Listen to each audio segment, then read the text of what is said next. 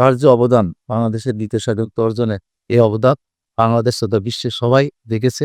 অবশ্যই চত্বরে নামে একটা স্মৃতিস্তম্ভ আজকে কলম উন্মোচন করা হবে। আমরা তখন থাকবো না, এই এই স্মৃতিগুলো থাকবে, যারা ভবিষ্যৎ প্রজন্মে তাকে অ্যালাইভ লাগবে।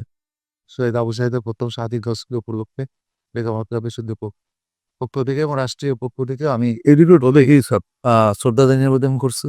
আমরা আমাদের বিশ্ববিদ্যালয় থেকে ছাত্র শিক্ষক কর্মচারী কর্মকর্তা সহ সরে এসেছি তার কবর জিয়ারত করতে এবং দোয়া করবো এবং তার উপলক্ষে আমরা আমাদের বেগম রোকেয়া বিশ্ববিদ্যালয়ের পক্ষ থেকে সারাদিন ব্যাপী কর্মসূচি উপভোগ করেছি।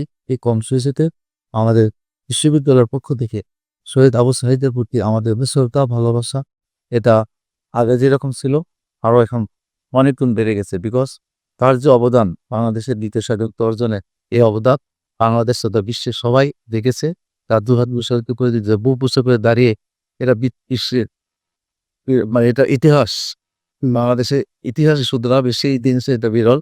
সেই দৃষ্টিকোণ থেকে আমাদের ভবিষ্যৎ প্রজন্মের আমাদের যে কয়েকটি উদ্যোগ আমরা গ্রহণ করেছি, যাতে ভবিষ্যৎ প্রজন্ম জানতে পারে বেগম রোকেয়া বিশ্ববিদ্যালয় শহীদ আবু সাঈদ মেধাবী একজন ছাত্র শিক্ষার্থী ছিলেন, যার কণ্ঠে ছিল ওটা নয় মেধা মেধা।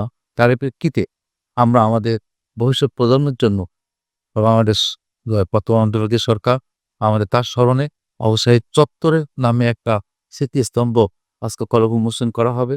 শহীদ আবু সাঈদ যে গেটে শরৎ বরণ করেছে, গুলিবিদ্ধ হচ্ছে, সেই জায়গায় আমাদের ওখানে একটা স্ট্রিট স্টাম্প বা মেমোরি স্ট্রিট স্টাম্প আজকে আমরা অলরেডি চলে আসছে।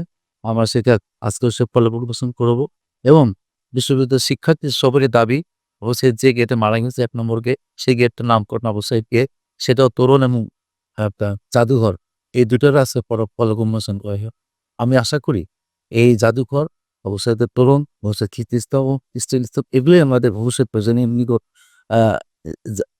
থাকবে। আমরা তখন থাকবো না, এই এই স্মৃতিগুলো থাকবে, যারা ভবিষ্যৎ প্রজন্মে তাকে অ্যালাইভ লাগবে।